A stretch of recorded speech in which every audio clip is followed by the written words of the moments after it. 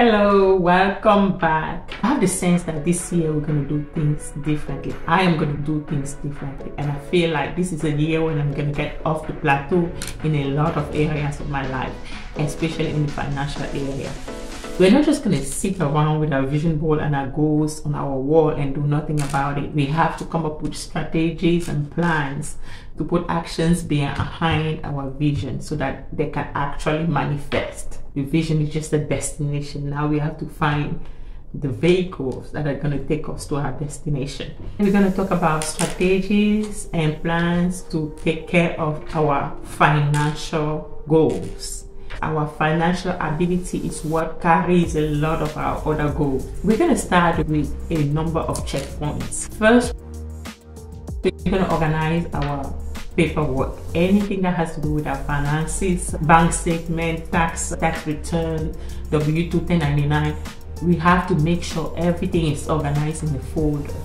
And if you have a tax paper that can help you, the paperwork that you need at filing that time, you can also just track those documents from the beginning of the year and just have a specific location assigned to house all those financial related paperwork. Make sure you have the financial document, legal document in a good and safe place. The second checkpoint is make sure you have a will in place.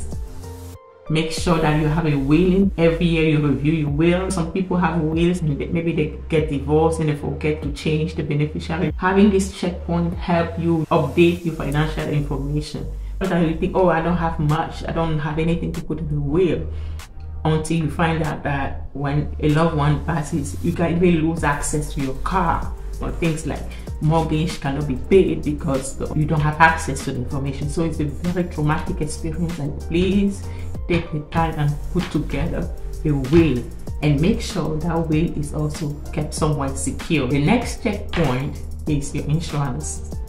Life insurance is really necessary. Nobody should have to convince anybody to protect their family, and it's still a lot cheaper the younger you are to get insurance than to wait until some sicknesses set in and then you cannot qualify for any plan.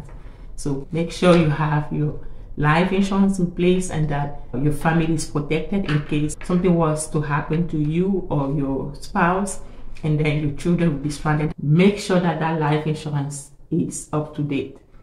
You know, update your beneficiary on your life insurance as well. If you don't have your life insurance, make sure you look into getting a cheap plan, but get something. You can get some plans which at your job, or the banks also offer life insurance product. And make sure the paperwork is safe somewhere, safe and secure, so at least somebody has access to that. The next step is your credit score. Just checking the state of your finances again. Check your credit score and know where your score is at. Understanding where you are at and how you can improve on that. And that can be part of your goal, to make sure that your credit score will improve before the end of the year. The other checkpoint is check your 401k. If you're participating to any form of 401k, revisit your contribution, increase it a little bit if you can. And also make sure to update your beneficiary on your retirement records. If the plan, the 401k plan or 403b, whatever it is, if any of those plans is offered at work, make sure you participate. And if you already participate, increase your contribution for this year. A little goes a long way in pre-tax retirement savings. Look into that and make sure you're participating in a plan that is offered at your workplace. That's one of the easiest ways to have money stay in your pocket and really help you pay a little bit less in taxes. Now you're done with the checkpoints, checking the state of your finances, and you want to start looking into your financial goal.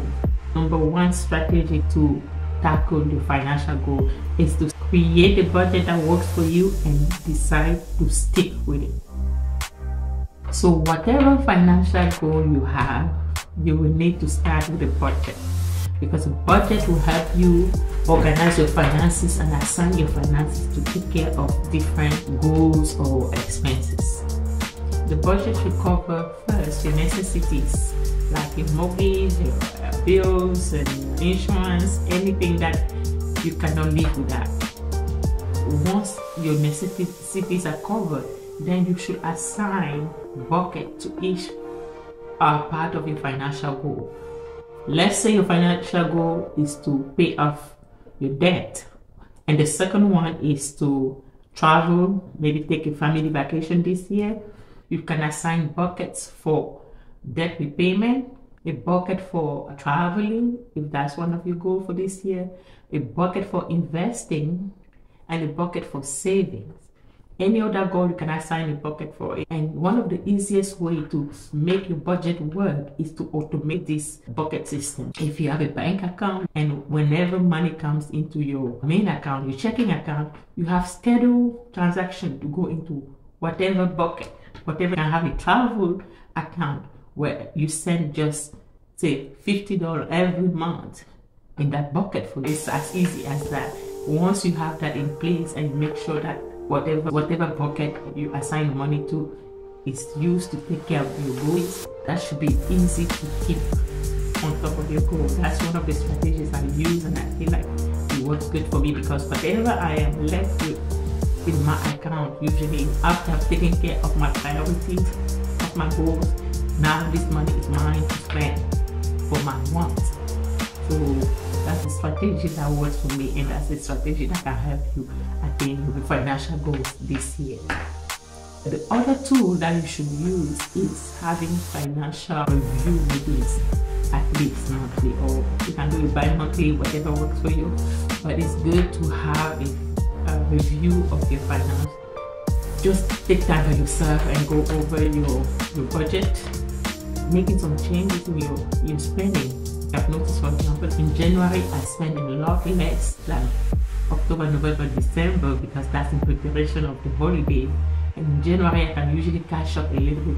I spend very little after all the extremes that we go through with the holidays. The budget in February is going to be maybe a little bit different than the one in January, so that's why it's important to have those monthly reviews. If you start early in the year, you do the checkpoints in your finance, then you can start tackling your goals one by one by organizing a budget, sticking to it, and just adjusting it as needed. I hope you take the time and do a financial reset, and hopefully that will help you achieve financial success in your goal this year. Thank you so much for watching. Until next time.